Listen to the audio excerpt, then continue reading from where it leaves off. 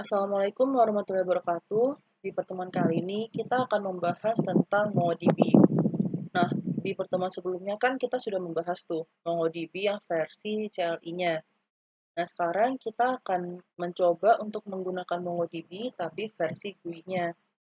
Nah, untuk versi GUI kita bisa pakai MongoDB Compass. Nah, di sini ada pilihan My Queries, ada database dan juga performance. Di mana kalau database itu berarti ini berarti daftar dari database yang ada di sini. Lalu kalau performance itu performansi dari MongoDB Kompasnya. Sedangkan kalau di bagian ini di navigasi sebelah kiri ini ada daftar database-nya.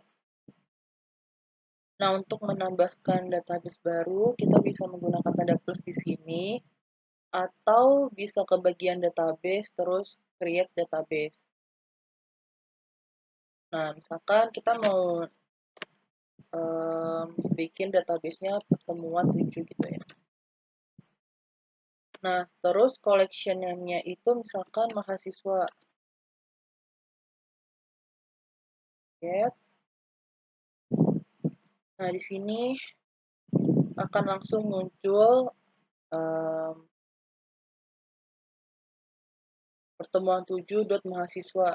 Berarti kita lagi ada di dokumen mahasiswa, collection mahasiswa di database pertemuan 7. Nah, kalau mau nambah collection lagi, kita bisa ke bagian sini, pertemuan 7, terus ditambahin di sini. Ada tanda plus. Collection name-nya misalkan admin. Create collection. Nah,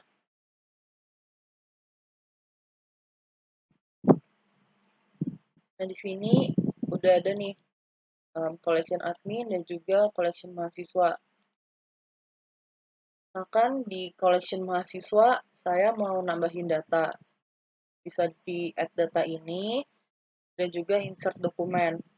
Bisa juga kita melakukan import data dengan file JSON atau juga file CSV. Sekarang kita insert dokumen dulu. Nah, di sini akan muncul query untuk menginput datanya. Kalau ini versi dari JSON-nya, sedangkan di sini ada versi list-nya gitu. Jadi kalian bisa pilih aja mau pakai versi yang mana untuk menginput datanya. Kalau yang versi JSON-nya, kalian bisa tinggal klik aja, tinggal ketik aja datanya, isi datanya. Kalau di bagian ini, kalian bisa klik add field. Misalkan fieldnya namanya nama, terus isinya Farah misalkan. Lalu kalau mau nambahin lagi, jadi plus, ternama, kelas. Terus 4 IA 88 misalkan gitu ya. Kalau misalkan mau nambahin lagi di sini umur gitu. Umurnya 20 misalkan. Nah, di sini ada bentuk tipe data dari masing-masing field, di mana di sini ada objek ID untuk field ID.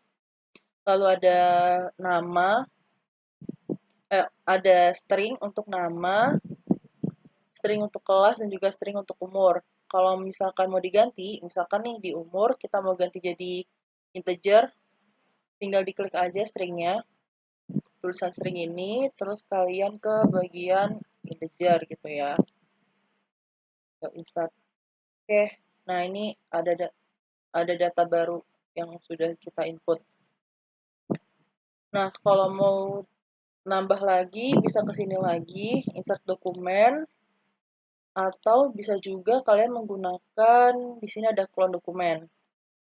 Nah, di sini kalian tinggal ganti aja nih isi dari field yang mau kita input gitu ya. Misalkan di sini saya ganti jadi JB.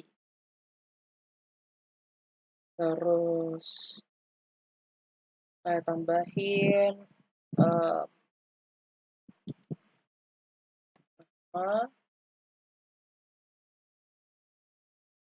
terus saya tambahin lagi misalkan font tangnya gitu ya misalkan. Nah, ini udah ada 4 data ya. Oke, kalian bisa nambahin data sebanyak yang kalian butuhkan. Terus di sini kalau misalkan data yang kalian upload itu salah, kalian bisa ke sini, remove dokumen, nanti kalian bisa pilih delete atau cancel. Bisa juga tadi clone udah kan, terus ada copy dan juga ada edit dokumen. Nah, di sini edit dokumen, kalian bisa ganti nih. Misalkan nama, field nama ini harusnya N-nya besar gitu kan, atau misalkan kelasnya harusnya itu 4IL 18 gitu misalkan. Umurnya misalkan harusnya itu string bukan integer. Misalkan kayak gitu, bisa kalian ubah-ubah sesuai dengan kebutuhan. Oke. Terus misalkan tinggal kalian update aja. Lalu ini juga bisa kalian edit, misalkan di sini juga string ya. Update gitu.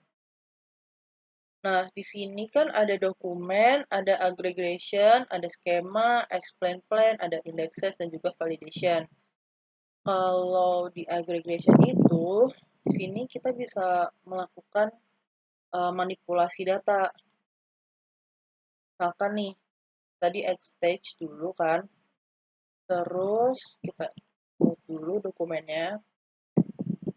Nah, di sini ada data Farah, Gaby, Rahma, sama ada Faunia.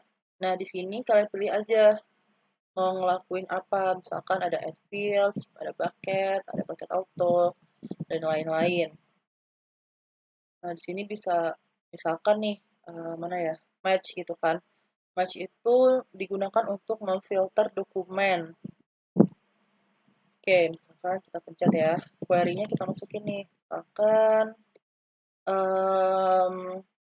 kelas kita cari data mahasiswa yang kelasnya 4IA18 gitu misalkan.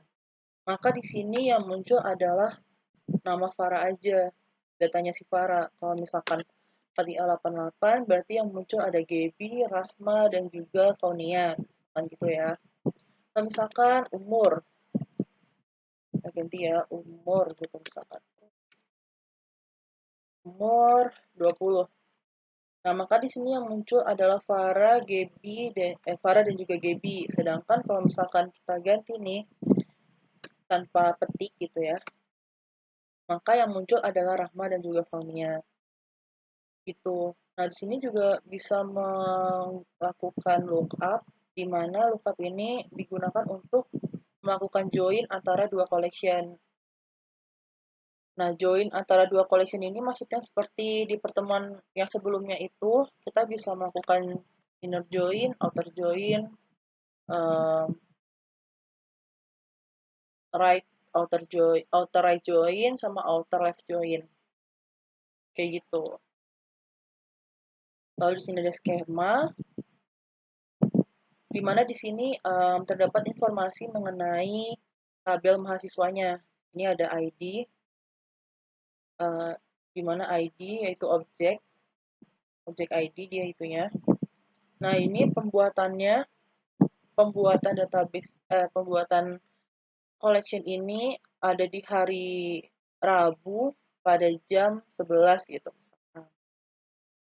Lalu di sini ada field kelas dengan data 4IA88 dan juga 4IA18. Lalu ada nama, ada Farah, Rahma, Gibi, dan Faunia. Isinya ada umur, di mana kalau bentuk string itu ada 20, kalau bentuk long itu ada 20, umurnya 20 gitu.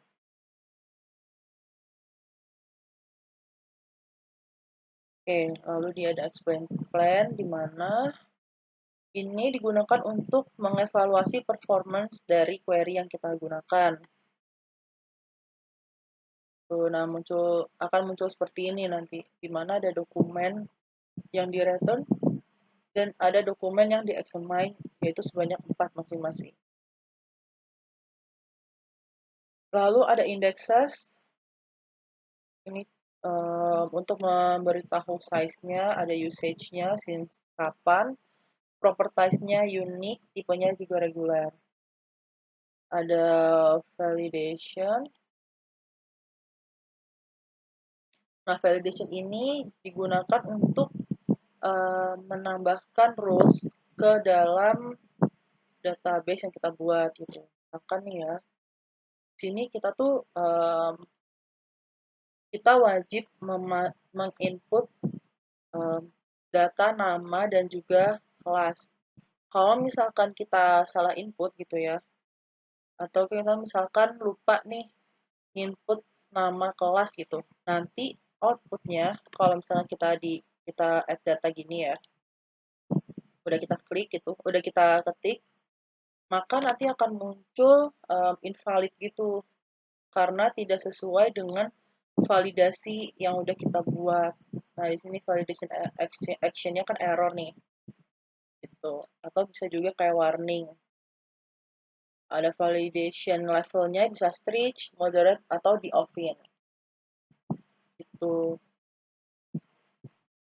Oke, sekian dari saya. Kurang lebihnya mohon maaf. Wassalamualaikum warahmatullahi wabarakatuh.